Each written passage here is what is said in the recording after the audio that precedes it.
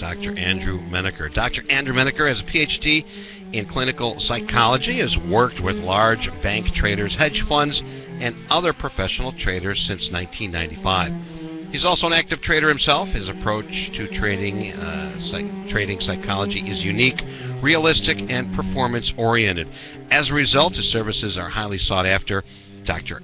Andrew Menaker currently serves as a consultant and coach to hedge fund managers with a cumulative $16 billion in asset under management. Ladies and gentlemen, long awaited.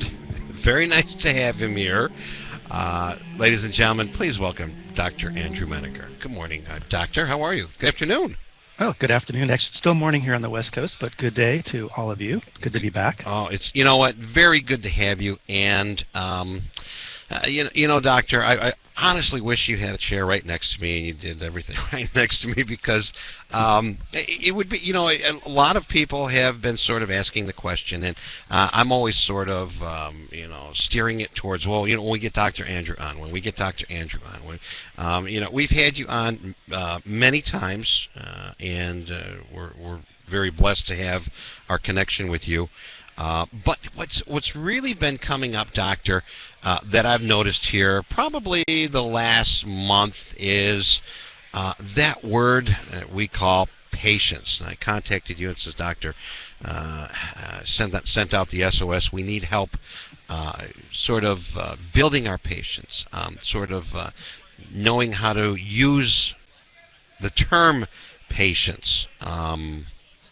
It's just something that we're falling off our horse. We can't grasp knowledge on patience. It's our behavior, our whatever you want to call it. It just keeps coming up. See, real quick, I know this is your hour. Let me just set it up here, Doctor. Go for it, Eddie. This is great. Okay.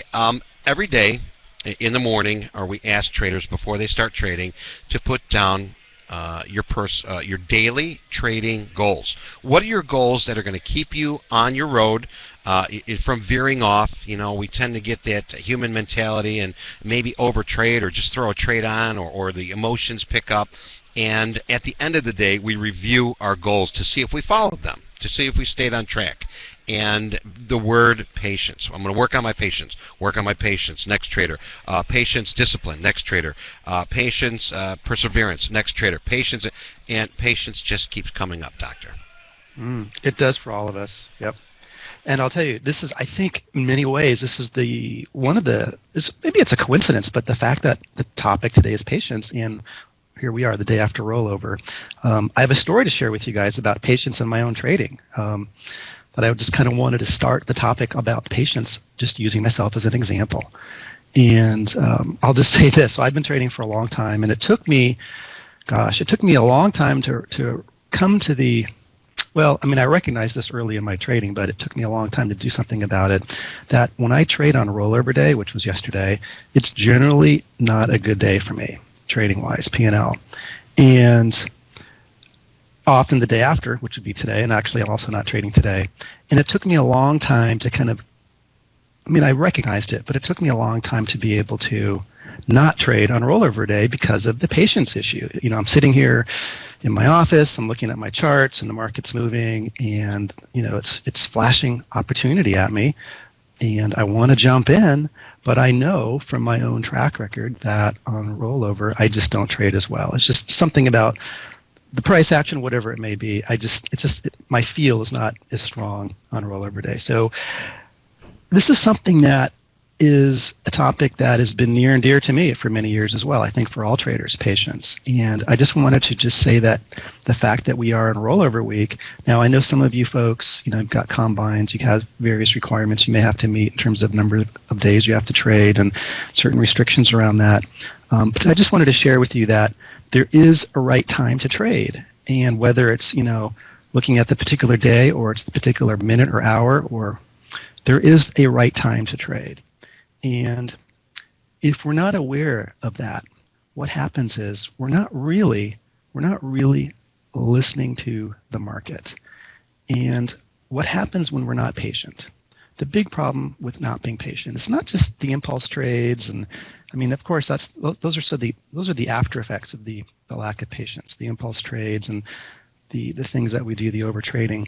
But what's really happening is that when we lack patience, it makes it really, really difficult to listen to the market.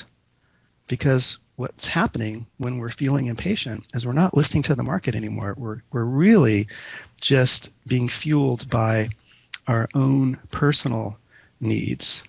And, you know, too many traders, and I've been in this camp, too many traders, I mean, I think all traders have been in this camp at one point or another. Some traders, unfortunately, spend most of their time in this camp. Too many traders are, without realizing it, trading to meet some type of personal need. You know, not just a money need, I want more money, but other needs, validation, self-worth, being right, proving oneself, whatever it may be. And so when we do that, we are not really trading the market, nor are we actually even listening to the market, like I mentioned earlier. You know, it's that idea of being able to listen to the market, paying attention to the market. When we're in that state of, you know, no patience, lack of patience, impatience, it's very, very hard to listen to the market. And so what I would just say, you know, using myself as an example again, is that if you go back and look at your worst trading days in any given period of time, like a month or whatever, what you'll often find is there will be patterns. It's usually not a coincidence. For me, like I mentioned, you know, I recognize that some of my worst trading days were on rollover, or right around the rollover. So I have tried my best to try and prevent myself from trading on those days. Do I sometimes sneak in a trade here and there? Yeah, I'm not perfect, but for the most part, I generally don't, and that's been really challenging for me because it is not easy to do, especially when the market is constantly moving, constantly kind of advertising potential opportunity. And unfortunately, impatience takes us further away from any intuitive feel that we may have developed for the market. And I'm a very intuitive trader. And so when that lack of patience shows up for me, it just, all of a sudden, my feel for the market is not there anymore. And instead, I'm feeling the need to do something, and that completely conflicts with, or I should say, it overrides my sort of my more natural intuitive feel that I will often have for the market. And that's a big problem for, I know, not just for me, but I know it's a problem for a lot of other traders who trade a similar style as I trade.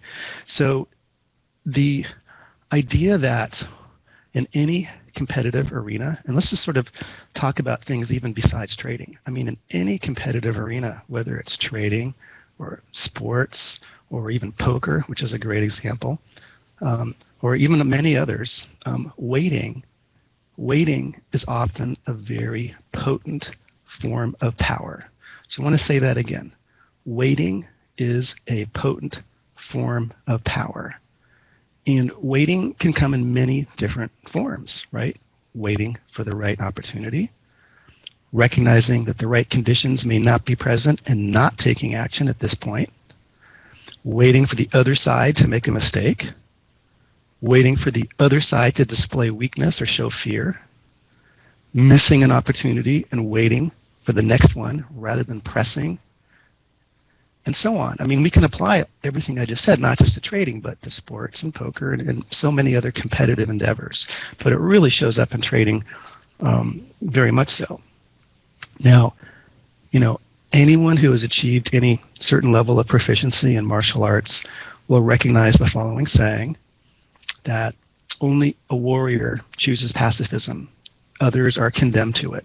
It's an interesting quote. Only a warrior chooses pacifism. Others are condemned to it. Now, of course, pacifism is not necessarily a good idea in trading. I'm not endorsing that at all. So I've modified that line, and instead I like to use the concept of vigilance or sustained attention in place of pacifism. Vigilance or sustained attention in place of pacifism. And that it's a type of vigilance that doesn't necessarily have to lead to action. Vigilance is just vigilance for the sake of being aware. Now, I'll tell you, I'm sure many of you who live in large cities where there's potential traffic jams, I'm one of those drivers who would just always get frustrated in heavy traffic, and I still do to some degree. And I still dislike it a lot, but I've learned to accept the fact that pressing the gas pedal in a traffic jam is not a good idea. And it's kind of like the same thing in trading. It's like, do you want to be pressing the gas pedal right now if you're kind of in a trading traffic jam? Instead, I've learned, I'll use the driving example. I've learned over the years to use that time if I'm stuck in traffic to do some thinking, listen to music or whatever, or just maybe nothing at all, just got to space out. But as a trader, this is really important to understand and to embrace. And I will say that an important aspect of patience in trading that I often talk about with my clients is how to eliminate marginal trades and not get caught up in the feeling of needing to trade. And like I mentioned earlier, the idea of rollover. Gosh, there was a couple this morning. There were a couple of times that I thought maybe I should jump in here, but I didn't. And the idea of not getting caught up in that feeling of needing to trade is so important, and it's important for a lot of reasons, including being ready for the fat pitch, for the big opportunity. It may not come in the next 20 minutes or the next hour. It may not even come today. But when it does come, you want to be ready to take full advantage of it. Okay? If you're still coming off of a bad trade or you're stuck in a bad trade and here comes the fat pitch, that's a lousy feeling. Traders will often enter and exit trades as a way to manage their own feelings, such as boredom, fear, anxiety, what have you. But what they really should be doing, what we really should be doing, is managing our feelings first, and then we make the trading decision. And then once in the trade, we have to actually continue to manage our feelings. But, of course, we have to be cognizant of the message coming from those feelings. Unfortunately, most traders are doing just the opposite. And, I think that trading, as you mentioned, Eddie, that patience shows up in a lot in these, when people talk about, their goals and whether they met their goals for the day. Patience it really must become a central part of everyone's strategy. And you have to, I believe, for most of us, I'm one of them, I'm not a naturally patient person, so I believe most of us do need some type of strategy to help us become more patient. It's what I do in my work as a trading psychologist. So, and I'll tell you this, a very interesting benefit that comes from learning to be more patient as a trader is that as I've learned to be more patient in my trading, and I've seen this with many people I've worked with, is that in other areas of your life, you will find that you become patient there as well. I'm a parent of a 13-year-old, right? Her hormones are pumping, and some days or some minutes she can be, one end of the spectrum, and the other 10 minutes later she's a whole other person. So I've had to learn how to be patient around her, and I think that becoming more of a patient trader, I've seen it really translate into other areas of my life, and I've seen it in many, many, many other people that I've worked with. It's just one of those things that is really, it does transfer to other areas of your life. So that's the good news. If you really focus on patience and trading, you'll actually find that you become a more patient person overall.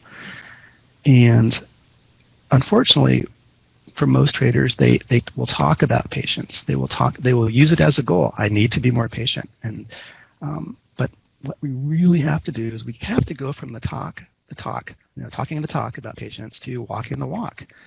And one of the ways that we do that, well, there's a lot of ways we can do this, and I'll get into a couple of the ways here in a moment. But I will say that for all of us, the urge comes up. The urge is there. It's a real thing, right? We want to make money. We want to dig ourselves out of the hole, or we want to increase the amount of money we've made because we just made a little bit, or maybe we haven't put on anything yet, and the urge is there to put something on. So the urge will always come up. The urge, the urge it's automatic. It's always going to be there. Now, once we succumb to that urge, and then we find ourselves in a lousy trade, we get really upset and angry. And then what happens after that is what I call the hangover. Is after that we're no longer really listening to the market. We're kind of in the grip of the hangover of the experience that we've just had, and perhaps we start to overtrade, or maybe some people might get gun shy after that. What happens is we lose our way of actually trading the way we know how to trade, or the way that we've been taught how to trade, or the way that our method says we should be trading, or whatever our plan, our strategy, our style. We end up veering really far away from that when we're in the midst of that hangover that comes after the urge that we succumb to. And this is something that every trader does, and I'll tell you, and I've seen this up and down the entire spectrum of trading, from people who are trading, their own account at home, a small account, to people who are trading, larger accounts from home, to people who are trading, mega accounts for a bank or a hedge fund or whatever. I mean, it's endemic. Okay, it's something that no trader escapes. It's something that it's like the great equalizer. It's human nature. We all deal with the patience issue, and this is something that it's so important to recognize that one of the things that I will say is that from time to time I get very specific emails from people, random people, about, hey, I have an issue with patience. And actually, it was interesting. I think some of you probably know Mike Bellafiore, who wrote that book, The Playbook, recently. I think you guys had a webinar with him recently. And so he's actually, I've done some work with him and his traders and at that firm. And he actually, in his book, he's featured me in his book, and he has a really nice excerpt from my blog in his book. And it's about talking to an impatient trader. And I just wanted to share that with you because I often find myself talking to impatient traders. I often find myself responding on email to people who are impatient in their trading. And so what do I tell an impatient trader? What do I do when I'm talking to an impatient trader? So now this isn't what I do with a specific client, because then we get much more individualized and customized as to what's going on with them in their own individual world. But in general, when I'm talking to an impatient trader, I always begin with the fear of missing out, because the impatient trader is experiencing FOMO, F-O-M-O, the fear of missing out. That's on the surface. That's the symptom. The FOMO is the symptom. It's not really the root cause. And this fear of missing out, it is so powerful that it makes it difficult to manage our emotions. And the strong, unmanaged emotions that we have easily will trump our willpower or any promise that we've made to ourselves to be more patient, anything like that. The emotion that fuels the fear of missing out is very powerful. Now, it's very possible that impatient traders will continue to be impatient after a lot of attempts to deal with their impatience. I mean, people try a lot of different things, and if you've tried things to make yourself more patient, in fact, one thing I'll just sort of say, years ago, I don't have time to do this anymore, but I used to, when I recognized my issue around patience, one of the things that I learned to do, again, I haven't had time to do this in a while, but I bought myself a guitar, and actually a couple guitars over the years, and I have them here in my trading office. And so I would sit here and I'd learn how to play the guitar, and I'd put some audio alerts. So when the market's coming near a level that I might want to, do something about, get into a trade, I'd have an auditory alert go off. But in the meantime, I'd have something else to do for a little while. I don't have the time to do that so much because I'm involved in a lot of other things, but that was something that I found a very simple little thing. Have something else to do while I'm waiting for the market to come into my level to do something at. But let me get back to what I was saying earlier. If you are someone who's tried a lot of different things to become more patient in your trading, but you find that you still are struggling with the patience issue, then I'm going to suggest that the impatience is a reverberation of something deeper, something subconscious out of your present awareness. So then the question becomes, what's going on in the trader's subconscious process that is producing such strong emotions that can trump this desire to be patient, that can trump our willpower? And so, continuing this conversation, I will say that such a trader will, when I'm talking to someone like this, what I almost always find is some type of unmet developmental need. Perhaps a feeling of needing acknowledgement from others or wanting their self-worth validated. Lots of different possibilities here. Those are just two of them. A lot of different possibilities.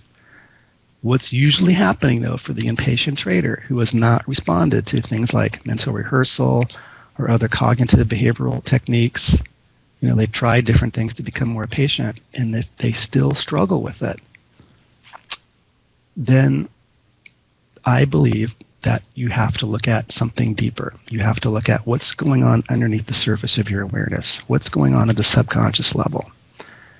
And it's, there's a lot of ways that you go about doing that, which I won't get into that. That's kind of a whole other talk.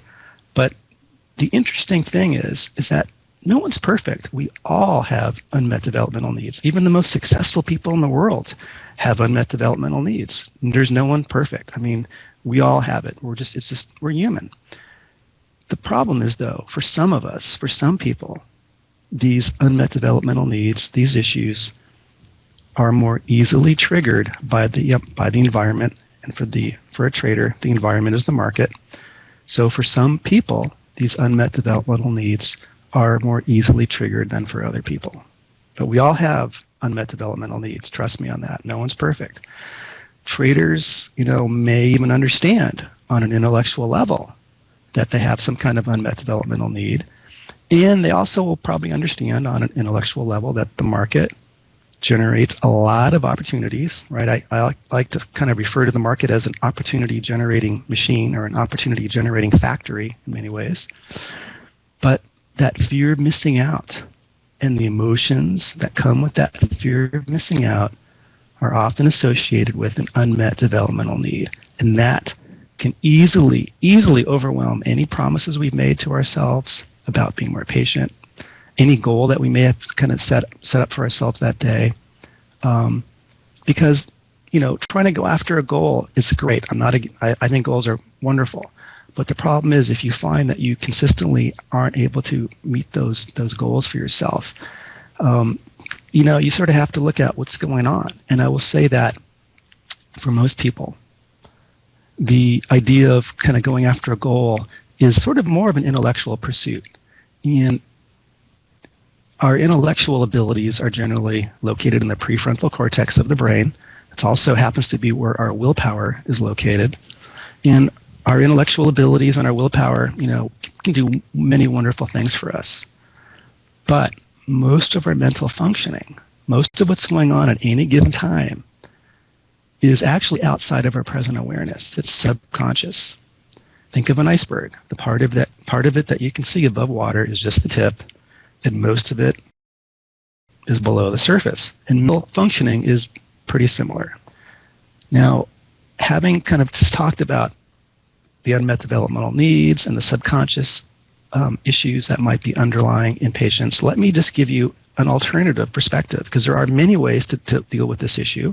And when I work with folks, what I'll do is I try and find what's going to resonate most with the person. So here's one other alternative. There's many ways. This is what I just sort of described as, I believe, is kind of the granddaddy of them all, and that's a very powerful way to address the impatience issue.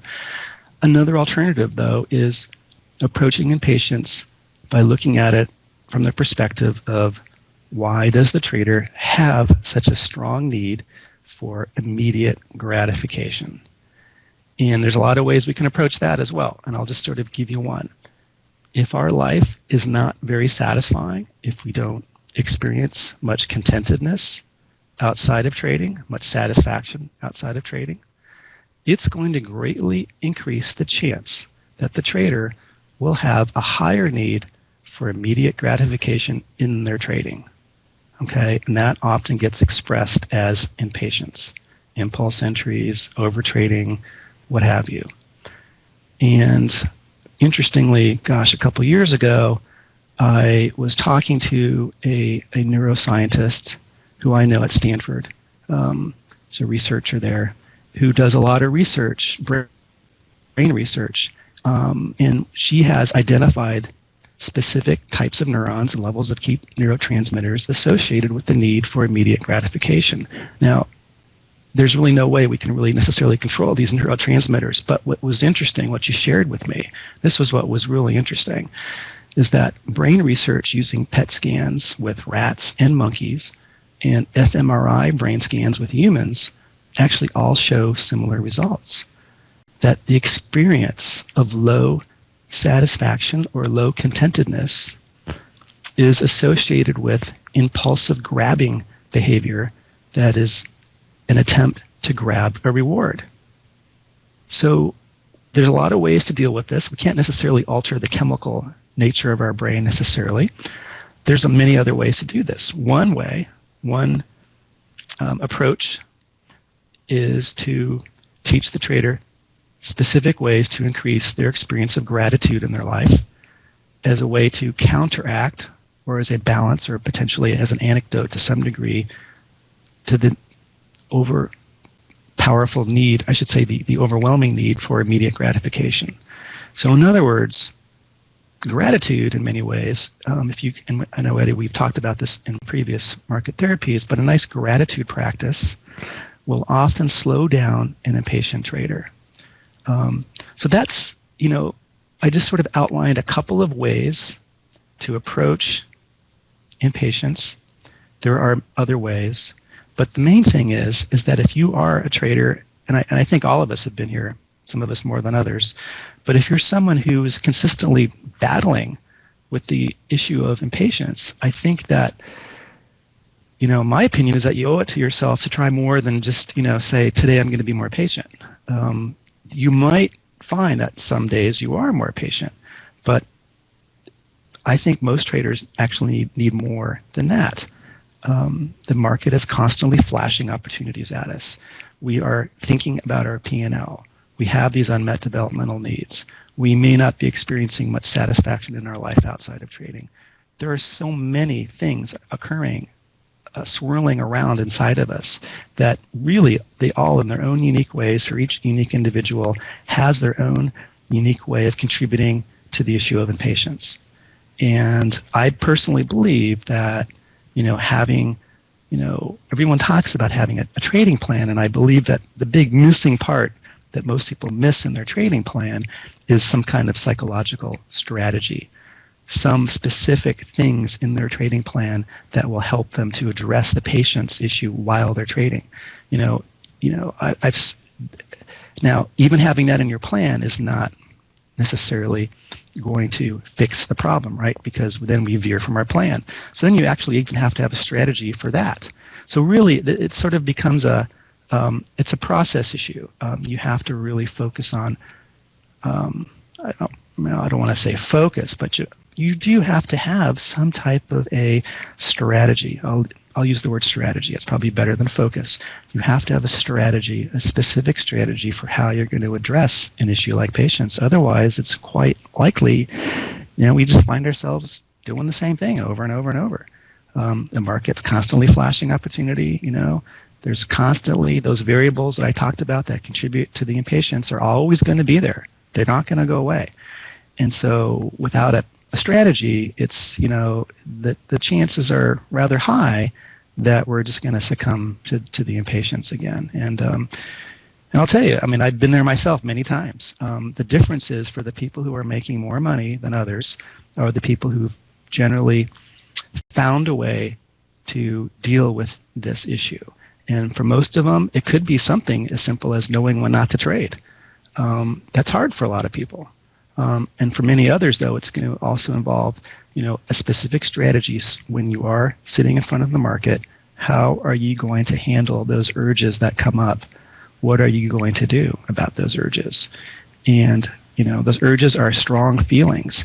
And what we have to do is we have to learn how to understand the message from those feelings, understand why we have that urge, where it's coming from, and that will give us a fighting chance to deal with that urge. It's not a guarantee. There are no guarantees in trading. There are no guarantees in in anything. But at least it begins to increase the odds a little bit that we can actually gain some control over our actions. And the really interesting thing is once you begin to do that, and you begin to get a little traction with that, you begin to see some changes. It begins to increase the chances that we can do this even more. And so, but you have to start somewhere. And unfortunately, most traders instead, what they will do is they will just say, well, I'll just try harder to be patient tomorrow. And my personal opinion is like, that's not a bad thing to say, but I think most traders need more than that. So maybe what we can do, since we've got about a half an hour or so, we should probably open this up to questions. Okay, if you would like to ask Dr. Menaker a question, we're in the lounge. I put the links in each of the rooms. If you are a guest here, just follow the room, access the lounge, click on the circular TSD button, bottom left-hand side. You'll see Trading Pitch. Click in Lounge, get in there. That's where I'm taking questions. Now, Doctor, we did have some questions emailed to us. You have those? I do, yes. Okay, all right. So we're going to start with those first. And well, the first question was, or do you want to keep on topic? Or you want to do these first, or? Well, whatever. I'll go with the flow. Whatever you want to do is fine. Okay. Let's see here. I'm just trying to read the questions here. You know what? Let's get to these questions here that we emailed in that you got, and then we'll try to stay on topic here. But all right, first question was, I try not to watch my trades play out. I feel like watching the screen leads to constant analysis of each tick and price movement. I feel pressured to second guess myself and modify the position. Today I allowed myself to watch the screen, too much, and clicked out of a trade earlier than I planned. I couldn't resist. One thing I noticed was the urgency of my feeling. I felt compelled to act immediately rather than write out what I was feeling and properly considered what was my best interest.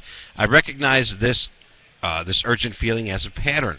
When I took impulse trades in the past, I would sometimes feel similar immediate need to act. This pattern leads me to low-quality actions.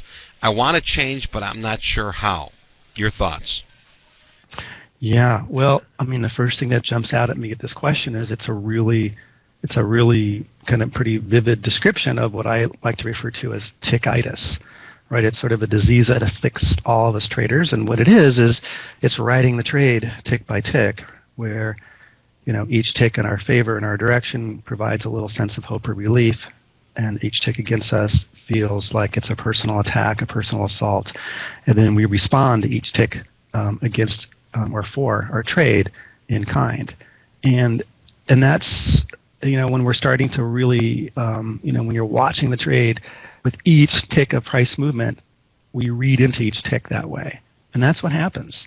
And now, if you're somebody who has some, well, we all have the unmet developmental needs that I talked about earlier. You can see where it's getting from. Now, in the question, there was a part of the question that talked about that this is a pattern that leads to low-quality actions.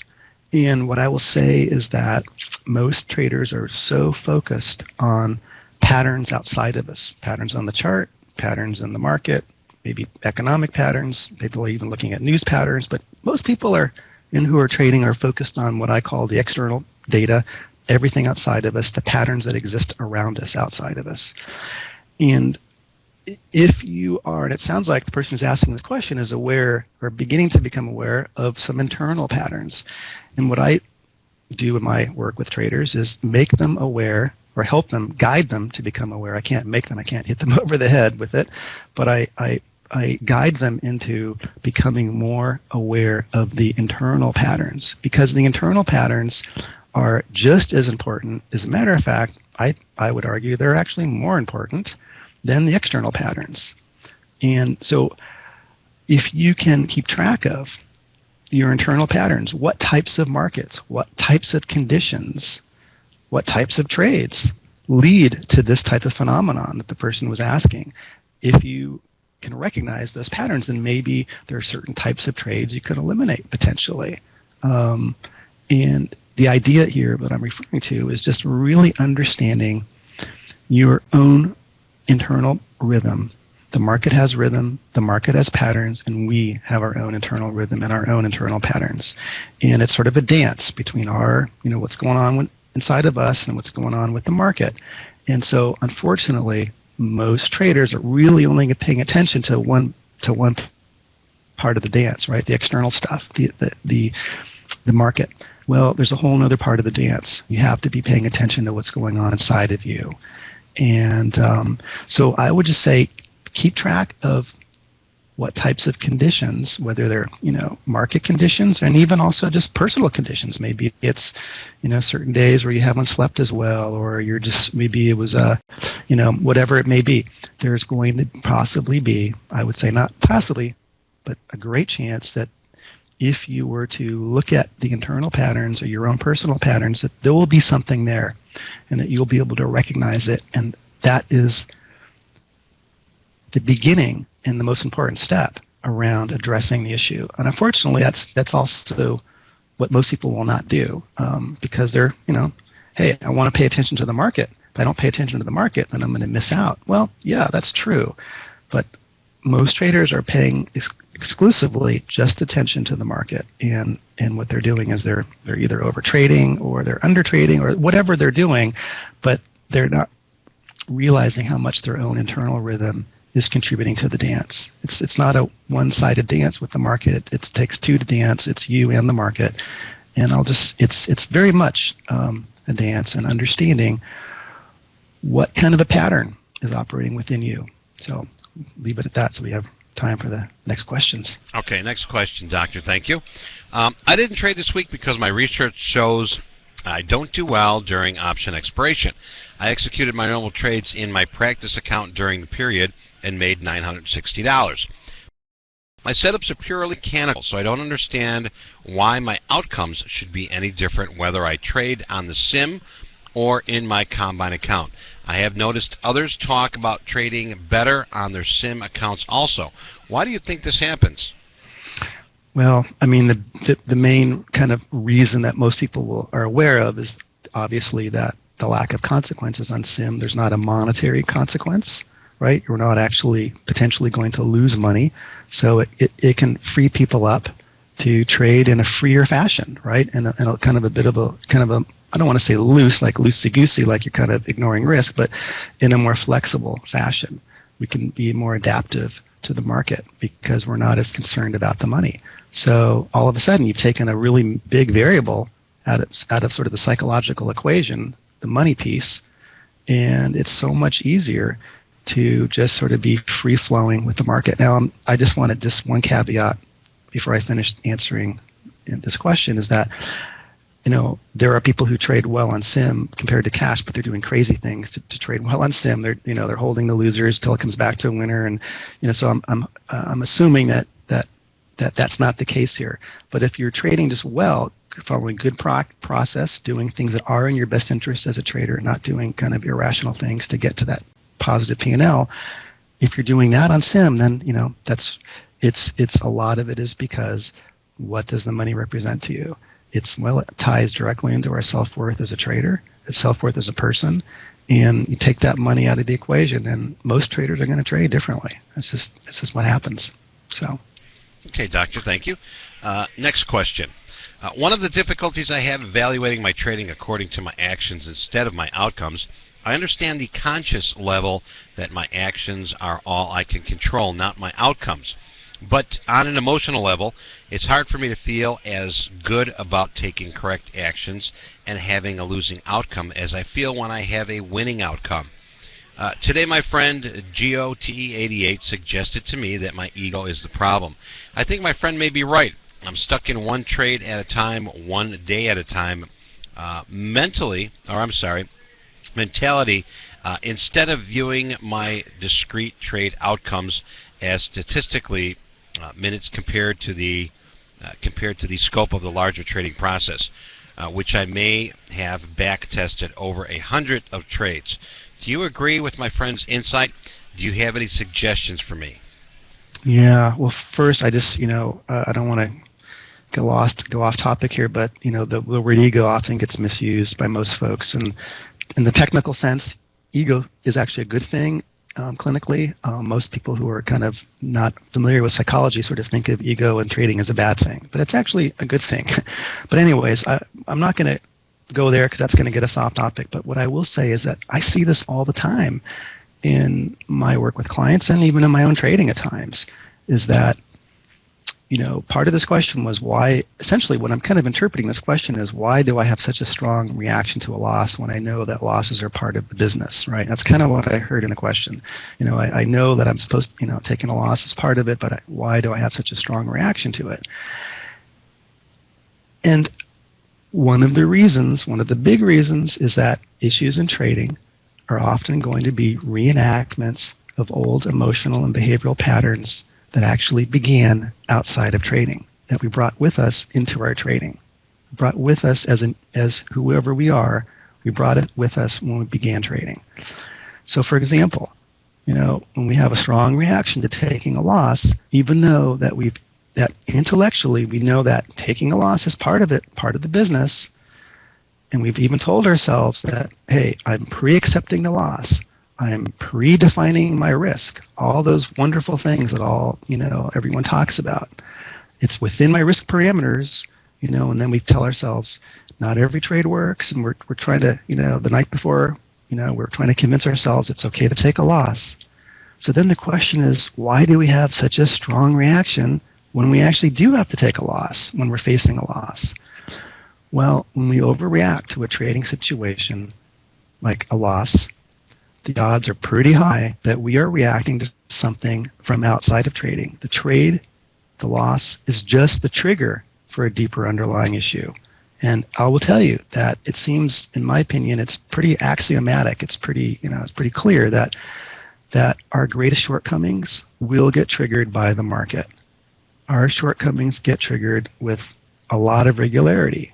And it's going to be the better trader who can tolerate the discomfort of this experience and be able to act in their best interest. So to stop this kind of repetitive cycle of overreaction to loss, the first step is to understand the underlying, usually subconscious, reason for the overreaction.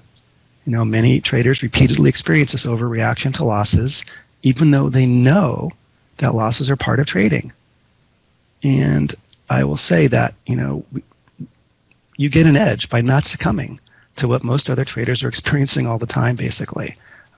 Losses are part of it. So understanding what is underneath the reaction to that loss. When I say underneath, what's really emotionally underneath that feeling of taking a loss.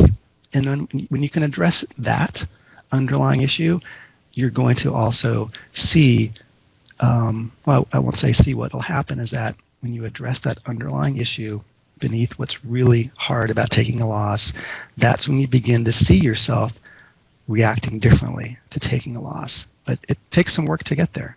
And I will say that a lot of, unfortunately, the trading aphorisms that everyone is aware of, just don't cut it. All the inspirational quotes, in my opinion, are nice, and they're not necessarily bad, but they're generally, they're not enough for most people to be able to understand why they're really having this overreaction to a loss. And I believe that once an individual really understands why loss hits them so hard as a person, that's when they can begin to see, all right, now I can see it happening. I can actually see it kind of brewing. I can see it beginning, like you're in a trade that's starting to go against you.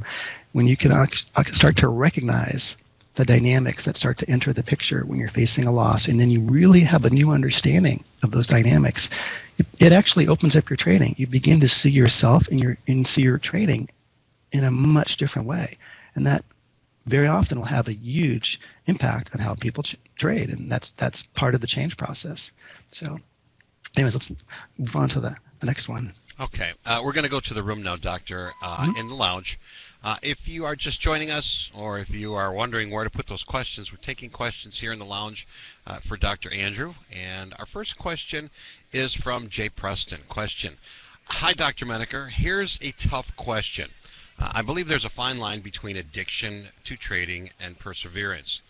Do you have any advice or personal experience that might help me or others who are grappling with this question? I've seen improvement, a rollover, but have suffered major losses, monetary and on the home front. Yeah, the addiction and perseverance, it's almost like in some ways two sides of the same coin. I mean, on the one hand, we have to persevere. It takes focus. We have to kind of, we can't shy away. We have to kind of move ahead. But then when does that become addiction? What is the difference between perseverance and addiction? And it's a fine line for many people in trading. And I think one of the ways we can begin to kind of understand that is, what is the fuel that's kind of pushing us into the, to want to trade? And that can begin to kind of make us aware of, well, what is this motivation that's propelling me to trade right now? How much of it is just, I'm just persevering. I'm doing what I need to do as a trader versus more of an addictive dynamic. Two very similar feelings, and it's really hard to distinguish the two, but being able to understand one's feelings on a very deep level, where those feelings are coming from, is the beginning of understanding that difference between, is it perseverance that's driving my behavior right now, which is a good thing. We have to have perseverance, versus is it just addiction? Now, notwithstanding, of course,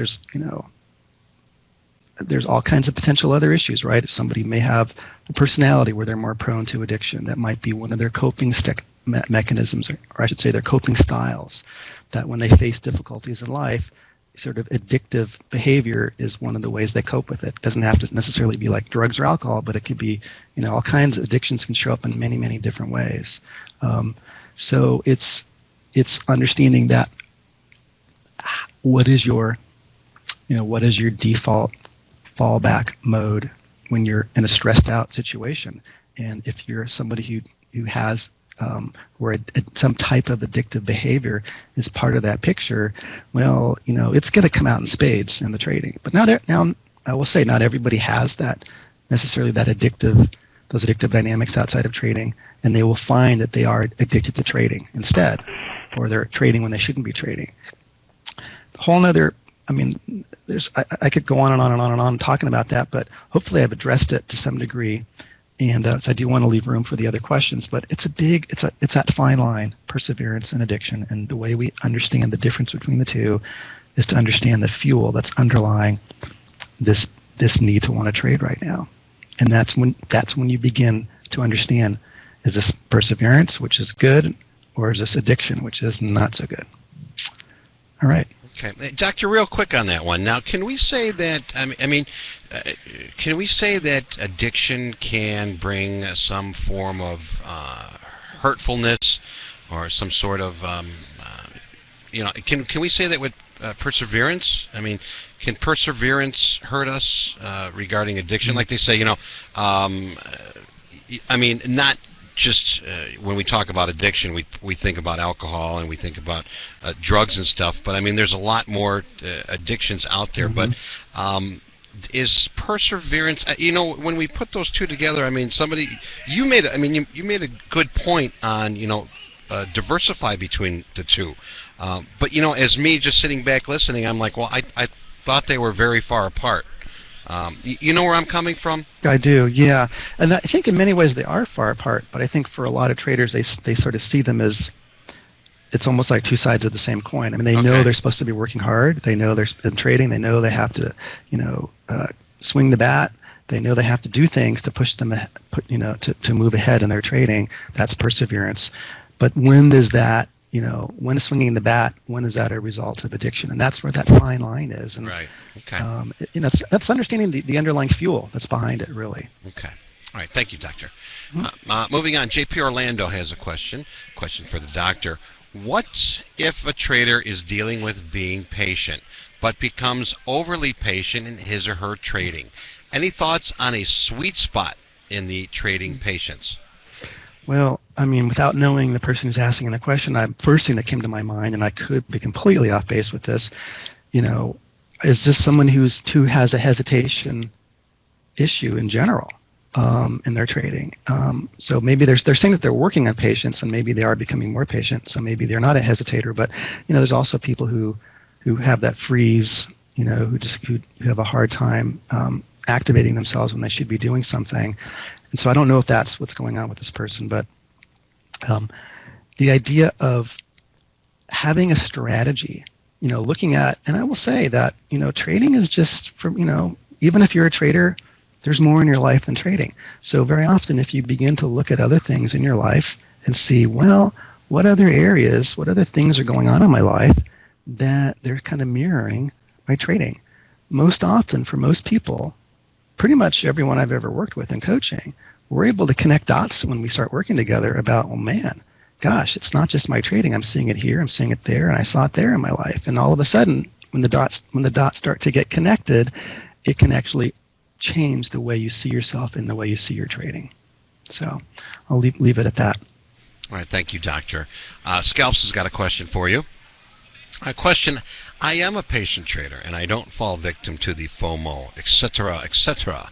But that said, how can I gain more conviction when a trade does present itself and have my mind shift gears quickly and take advantage of the trade opportunity?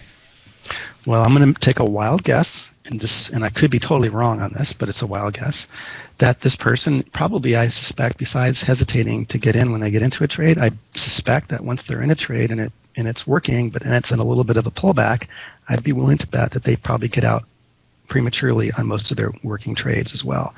If that's the case, then this is one of those situations where it's kind of a trading not to lose situation. Right? They're afraid to get into a trade because it might not work, or they're in a trade that's kind of working, or it is working, but it's in a pullback.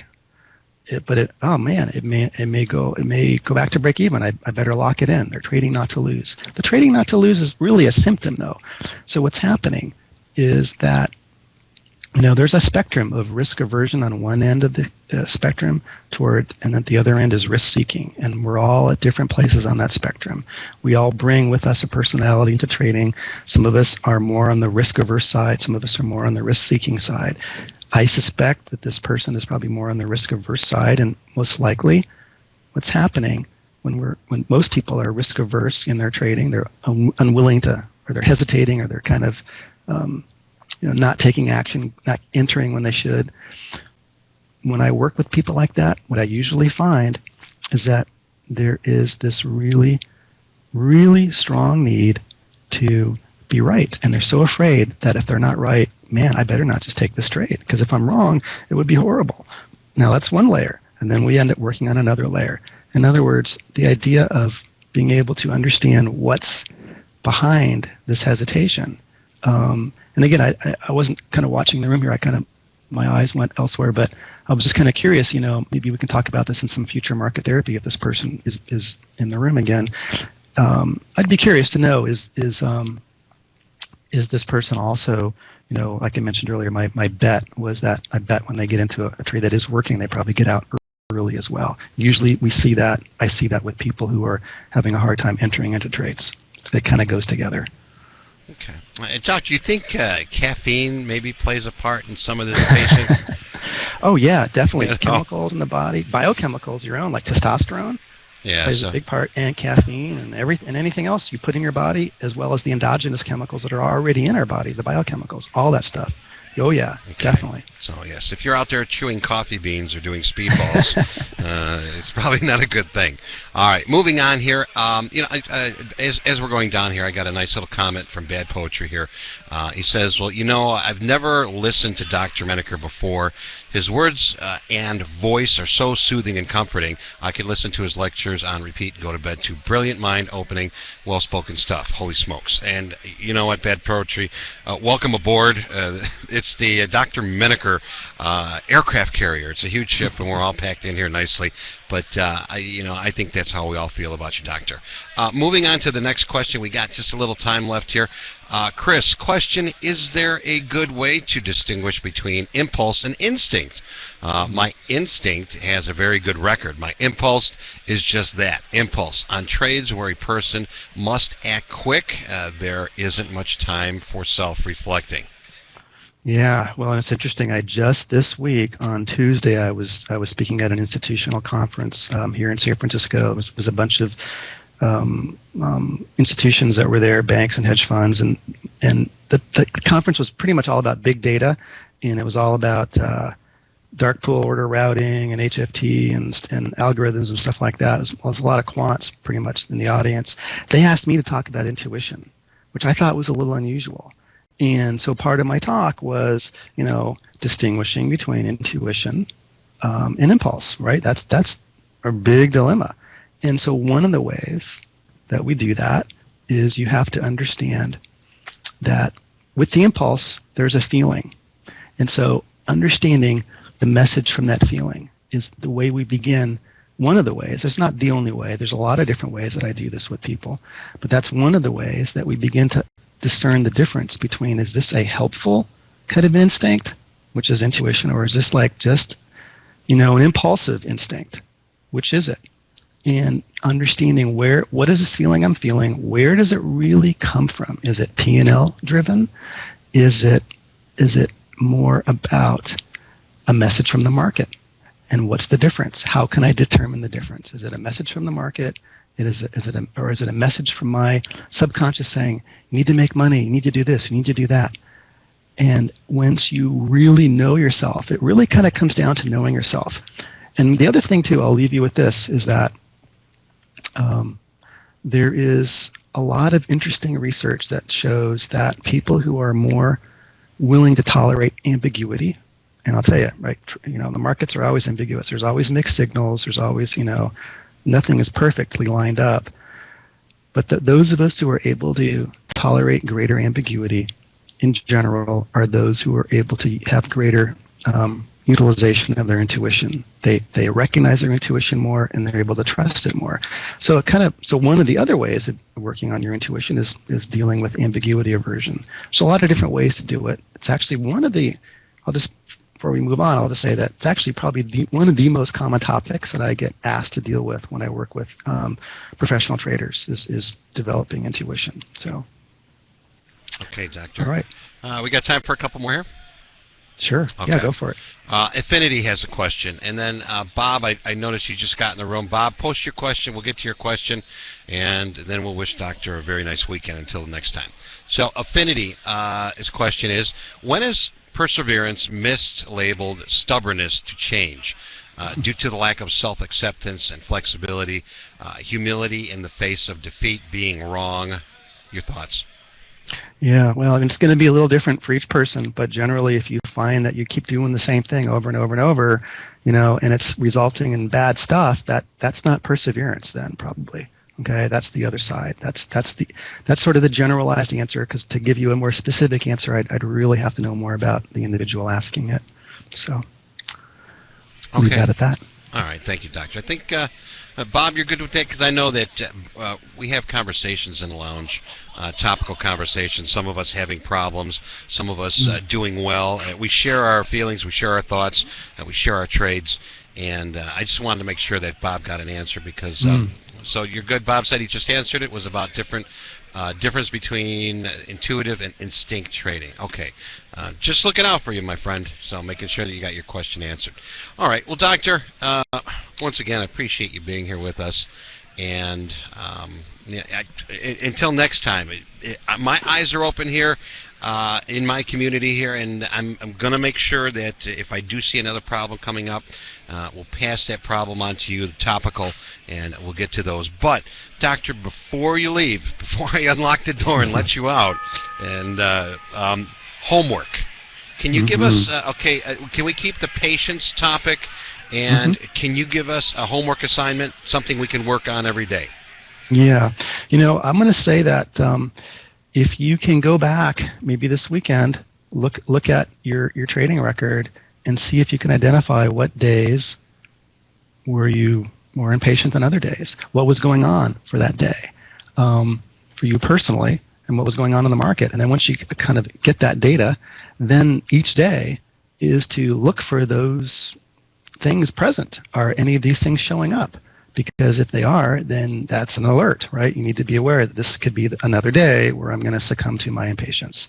So that's just like a nice little kind of a small but very practical strategy I just gave you.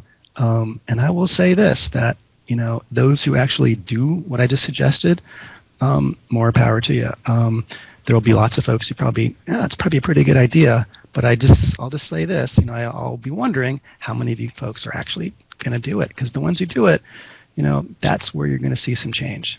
So I will leave it at that. All right. Ladies and gentlemen, Dr. Andrew Menaker. Doctor, have a fantastic weekend. Good luck with the 49ers. Thank you very much for beating them Packers. Yeah, I'm looking forward to Sunday. All right. Once again, Dr. Andrew Menaker, and we'll be talking to you again very shortly. So have a great one, Doctor. I appreciate your time. All right. Thank you, Eddie. Thank you. Take care. Mm-hmm.